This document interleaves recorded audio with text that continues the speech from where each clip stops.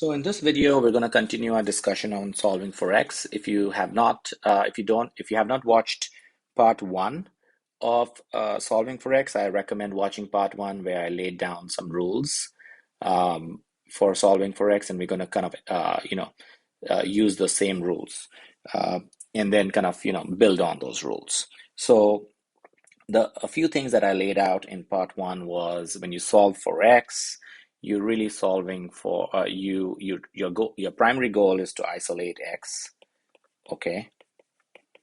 And the second thing that you want to do is you want to undo a multiplication with a division or undo a division with a multiplication.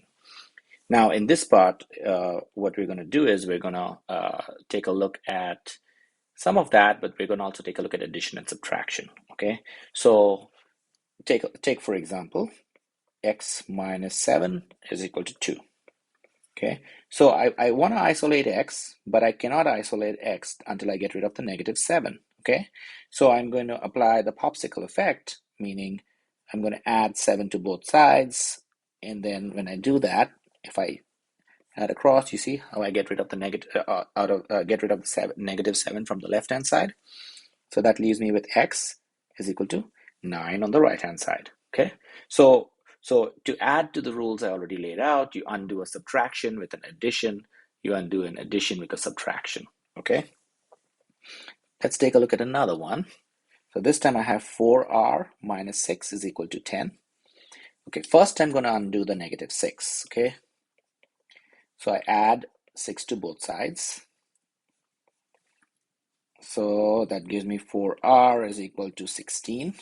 And now I have the 4 multiplied with the r, so I'm going to undo that multiplication with a division. So I'm going to divide both sides by 4, okay? So when I divide that, I get r is equal to 4, because 4 goes into 16 4 times, okay? And there you have it. Now, one thing to note out here is when you have to choose between, when you basically have two types of operations, you have addition or subtraction, and then you have multiplication or division. You always want to undo the multiplication or division first, and then you want to undo the addition, You always want to undo the addition or subtraction first, and then you want to undo the multiplication or division, okay? So I'm going to write that down out here. Undo addition or subtraction first, then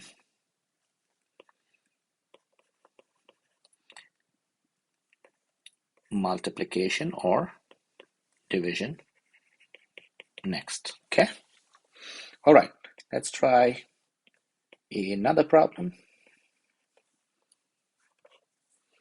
So in the next problem we have, let's say we have 5x plus 8 is equal to 4x plus 2. And I did not mention this, but notice carefully, a lot of times you will find x as the unknown, but you could have r as the unknown or y as the unknown. You can have any letter basically as the unknown. The rules are still the same, okay? And the unknowns are called variables. All right, so now we actually have 5x and 4x, and we have plus 8 and positive 2. Okay, so let's go ahead and the first thing we want to do is we want to move all the x's to one side. Okay, so the way you move the x's is you subtract 4x from both sides. Well, that'll get rid of the x from the right hand side, leaving me with only x on the left hand side, and then put down everything else as is. And now I'm going to get rid of the positive 8. So subtract 8 from both sides. That gives me x is equal to negative 6. All right. Okay, feel free to pause and work the problems as you see fit, okay? And then unpause to check to see if you're doing it correctly. Okay, let's do one more. Let's have 8t is equal to 7t plus 3 divided by 2. Okay, so first of all, don't let this fraction confuse you, okay? Don't worry about it. The first job is to combine the terms which have t in them. So I'm just going to subtract 7t from both sides first.